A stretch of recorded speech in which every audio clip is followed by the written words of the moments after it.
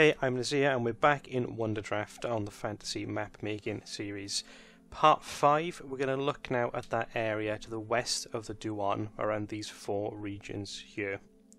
So we're going to jump straight in and try and finish these areas off. As you've seen before, the mountain ranges, the borders are pretty much done for this area, so it's just a case of getting the rivers in, getting the trees in and giving them a good paint.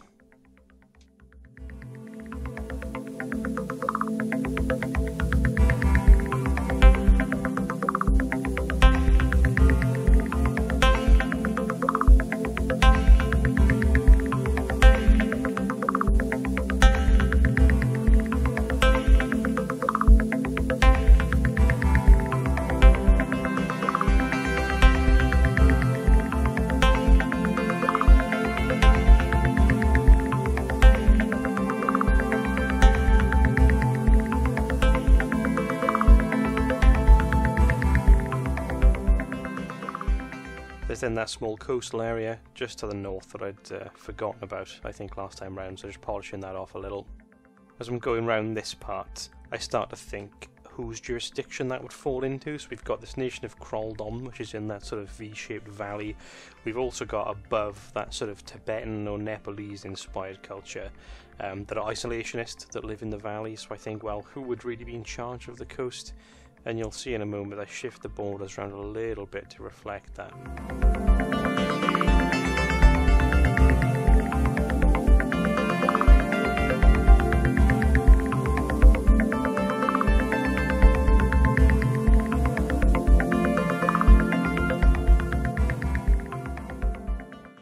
As before, sticking with that grey colour for the mountains and a brown for the hills.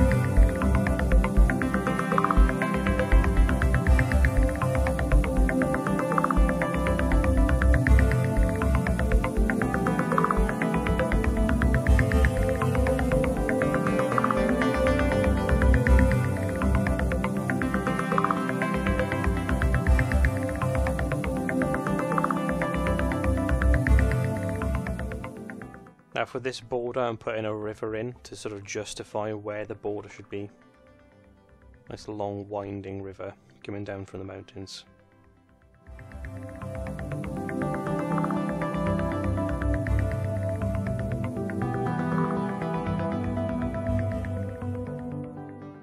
And the same thing on the west as well, another river to mark that border.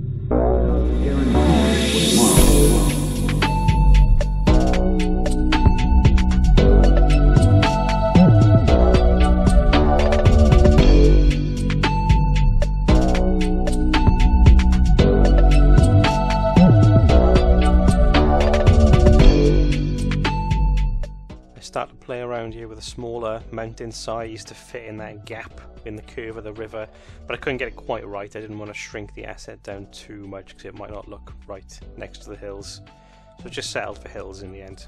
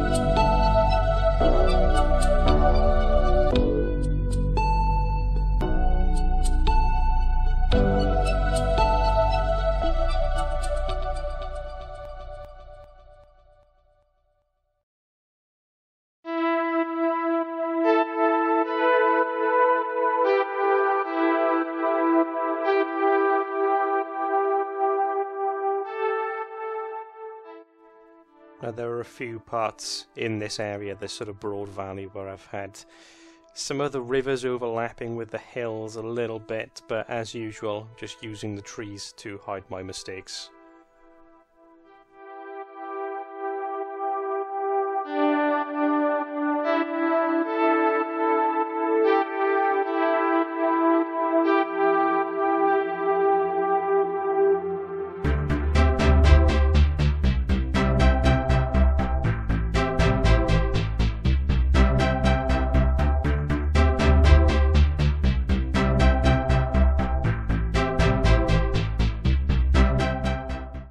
So what I did do when I wasn't recording was move those borders to the east of Crolldom. You can see it now extends past the mountain range and up to that northern coast.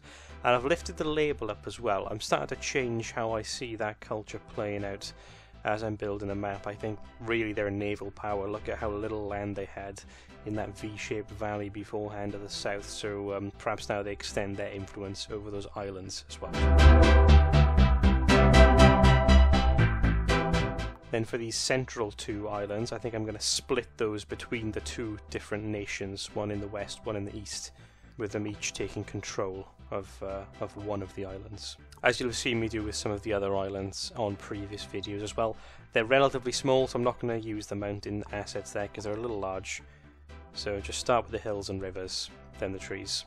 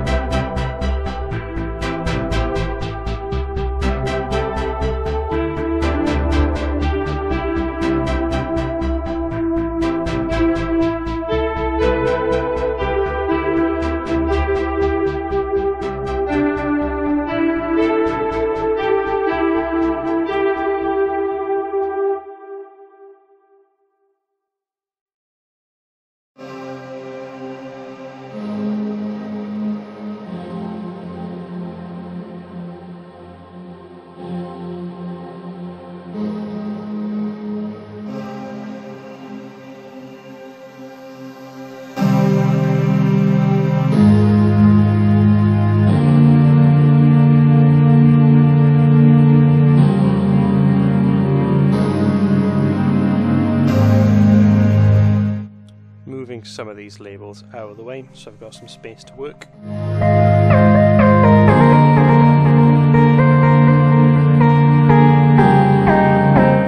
This part of the continent is quite mountainous in general, so I'm just expanding on some of these mountain ranges a little bit, especially along the border.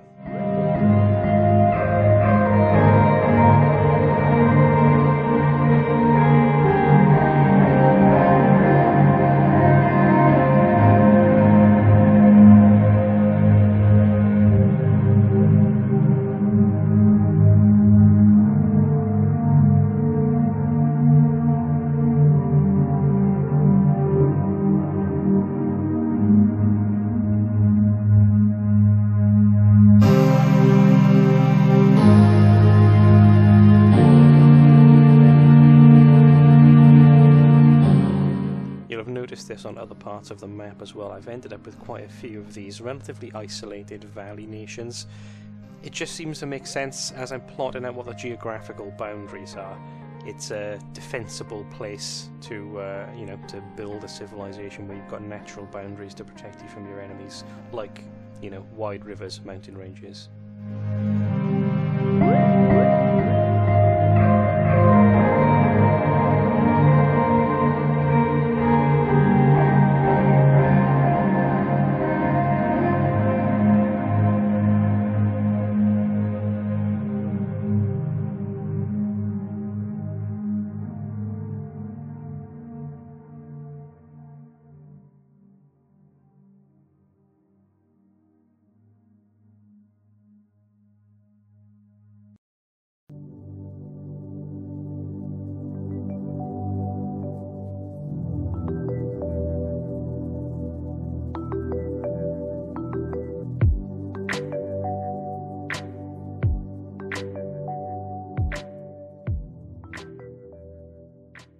And more trees. I shudder to think how many trees I'll actually have on this map by the end. A lot. I'm not even going to guess.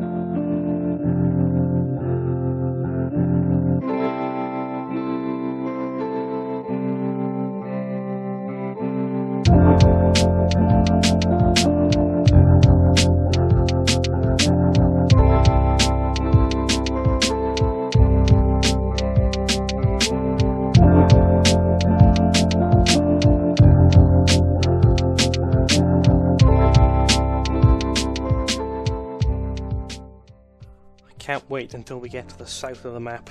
There's nice big deserts and not as many trees. Certainly make things a bit quicker.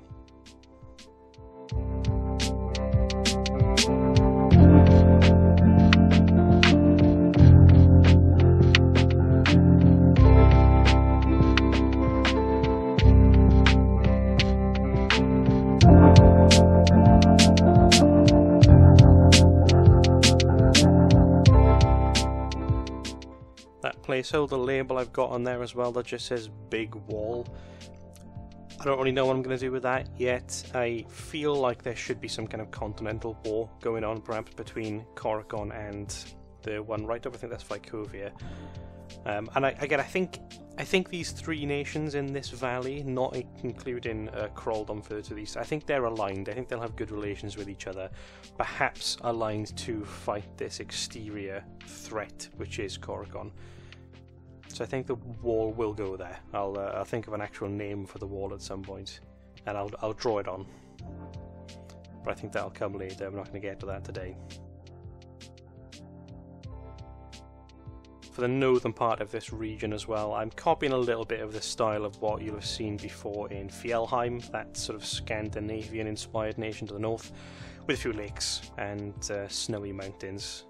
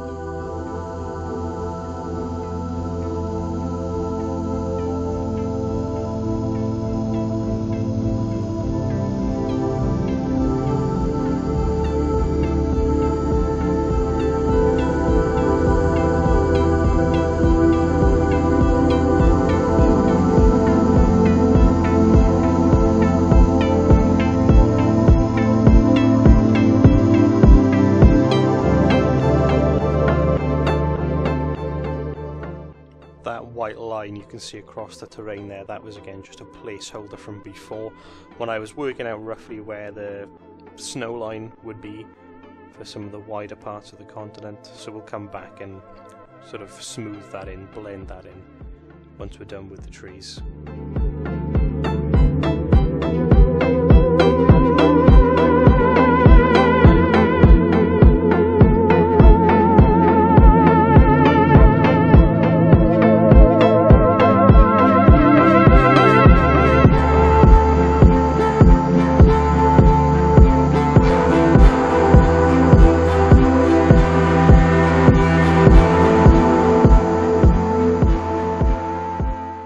Near where that big wall will go as well, I've cleared it out. I think logically the defenders would have cleared a lot of the trees, so that'll be mostly grasslands around the wall, I imagine.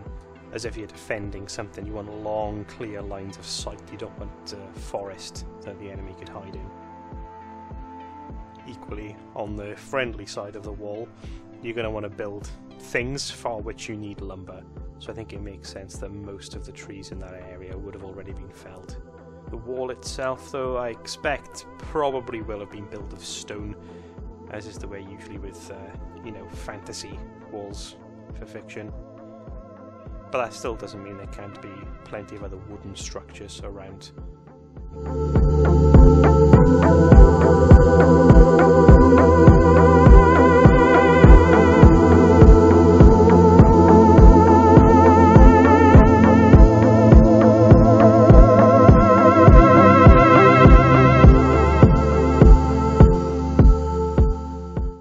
Might be thinking as well, I'm not leaving a lot of space for settlements with all of these forests, but that's something I'm going to come back to at the very, very end when the map is complete.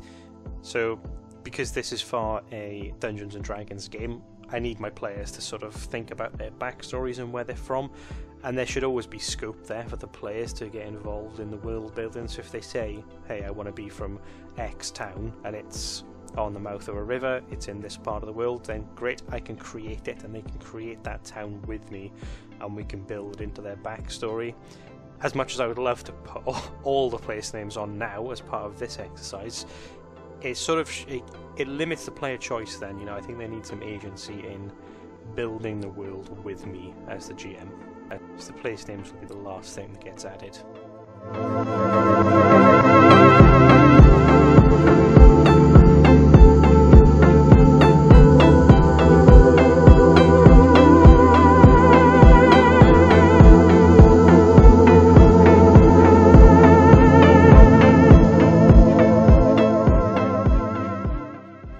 Back to colouring. It takes me a few passes till I'm quite happy with the mountain coloration, particularly for the northern area, as I want a few that are lighter, white in colour, to give some snowy peaks as well.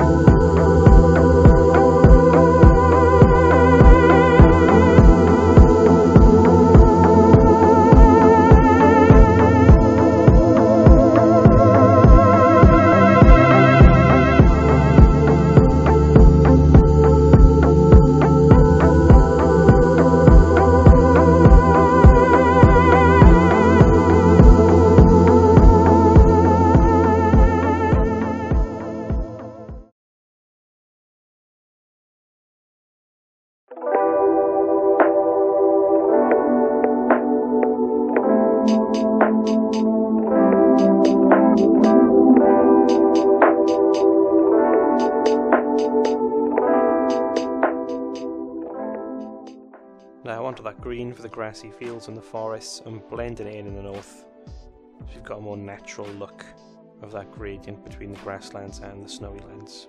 And then another pass on the mountains.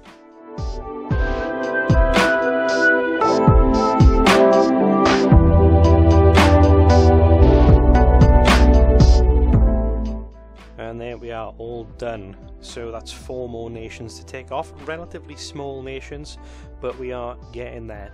So hopefully you'll join me next time again, where we will carry on completing sections of the continent for this map. Cheers guys.